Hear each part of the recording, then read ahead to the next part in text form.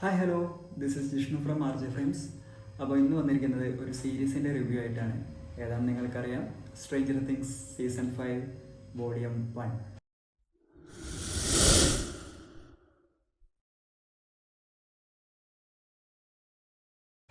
അതെ, വോളിയം 1 ഈ നവംബർ 26 റിലീസായിരിക്കുകയാണ്.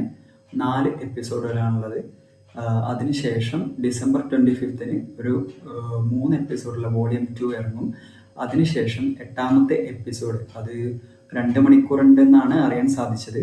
അത് USA പ്രീമിയർ ആയിട്ടാണ് അവർ കാണിക്കുന്നത്. അത് that will be a great grand finale to this amazing franchise. ഞാൻ അത്രേ പറയുന്നുള്ളൂ.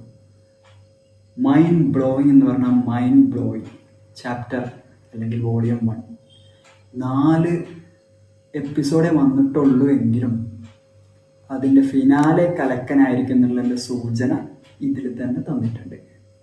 ഓരോ എപ്പിസോഡും ഏകദേശം 1 മണിക്കൂറിൻ്റെ അടുത്ത് വരുന്നുണ്ട്. അപ്പം ഞാൻ ആദ്യം വന്നപ്പോൾ കരുതി, ദൈവമേ, പണ്ടത്തെ സീസണിലെ എപ്പിസോഡുകളൊക്കെ ഏകദേശം ഒരു 40 മിനിറ്റ് അല്ലെങ്കിൽ 45 മിനിറ്റ് ഒക്കെ വരാറുള്ളൂ. പക്ഷെ ഇതൊരു 1 മണിക്കൂറിൻ്റെ അടുത്ത് വന്നപ്പോൾ ഞാൻ കരുതി മിക്കവാറും ലാഗ് അടുപ്പിച്ച് കൊല്ലുന്നു. എന്നാൽ അങ്ങനെ ഒന്നുമില്ല. ഒരു സ്ഥലത്ത് പോലും ലാഗ് അടുപ്പിക്കുന്നേയില്ല. അത്രയ്ക്ക് അടിപൊളിയായിട്ട്, പിന്നെ നെറ്റ്ഫ്ലിക്സിൻ്റെ പ്രൊഡക്ഷൻ ക്വാളിറ്റി നിങ്ങൾക്ക് അറിയാലോ, അത്രയ്ക്ക് അടിപൊളിയായിട്ട് എടുത്തിട്ടുണ്ട്. പിന്നെ ഇതിൻ്റെ ഓരോ എപ്പിസോഡുകളും ഒരു ക്ലിഫ് ഹാങ്ങറിലാണ് നമ്മളെ ഇങ്ങനെ കൊണ്ട് ചെന്ന് എത്തിക്കുക. ഇപ്പോൾ പല സീരീസുകളും എനിക്ക് തോന്നിയിട്ടുണ്ട് ഇങ്ങനെ ഓരോ എപ്പിസോഡിൻ്റെ അവസാനം ഒരു ക്ലിഫ് ഹാങ്ങറിലേക്ക് എത്തിക്കാൻ വേണ്ടി എന്തൊക്കെയോ സ്ക്രിപ്റ്റിൽ തയ്യാറാക്കി വെക്കുന്ന പോലെ എനിക്ക് തോന്നിയിട്ടുണ്ട്. പക്ഷേ ഇത് അങ്ങനെയല്ല, ഇത് നാച്ചുറലായിട്ട്. അതിൽ ഞാൻ ഡഫർ ബ്രദേഴ്സിനെ സമ്മതിച്ചിരിക്കുന്നു. കാരണം അത്രയ്ക്ക് അടിപൊളിയായിട്ട് അവർ ഓരോ എപ്പിസോഡും കൊണ്ടുപോയിട്ടുണ്ട്.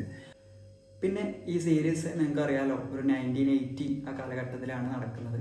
അപ്പോൾ അതിൻ്റേതായിട്ടുള്ള കോസ്റ്റ്യൂംസും ഇതൊക്കെയാണ്. പക്ഷെ അതിൽ എനിക്ക് ഒരു അപാകതയായിട്ട് തോന്നിയത് നമ്മുടെ മില്ലി ബോബി ബ്രൗൺ, അതായത് നമ്മുടെ 11 എന്ന് പറഞ്ഞ ക്യാരക്ടർ അവതരിപ്പിക്കുന്ന ആ കുട്ടി. ഈ സീസണിലെ വലിയ അവാർഡ് ആ കുട്ടിക്ക് കൊടുക്കണം എന്ന് തോന്നുന്നത്. കാരണം അത്രയ്ക്ക് ഇമ്പോർട്ടൻ്റ് ക്യാരക്ടറാണ് 11. പക്ഷേ ഇതിൽ ഫസ്റ്റ് എപ്പിസോഡിലൊക്കെ ഒരു ഓട്ടവും ചാട്ടവും ഒക്കെ ഉണ്ട്. പക്ഷെ കുട്ടിക്ക് നമുക്ക് ആ ഒരു 11ൻ്റെ ഒരു ഇമ്പാക്റ്റ് ഉണ്ടല്ലോ. ഒരു സൂപ്പർ നാച്ചുറൽ പവറുള്ള ആളാണല്ലോ 11. പക്ഷേ ആ ഒരു ഇമ്പാക്റ്റ് നമുക്ക് കുട്ടിയിൽ നിന്ന് പ്രതീക്ഷിച്ച പെർഫോമൻസ് എനിക്ക് പേഴ്സണലി ഫീൽ ചെയ്തില്ല. നിങ്ങൾക്ക് എങ്ങനെയാണെന്ന് അറിയില്ല. അപ്പോൾ അതുകൊണ്ട് ഈ സീസണിലെ വയ്യ എന്നുള്ള അവാർഡ് മിക്കവാറും ആ കുട്ടിക്കുണ്ട്. പിന്നെ അതേപോലെ ആ കുട്ടിയുടെ കോസ്റ്റ്യൂംസ് നമ്മുടെ സൂപ്പർമാനെ അനുകരിച്ചാണോ എന്നറിയില്ല.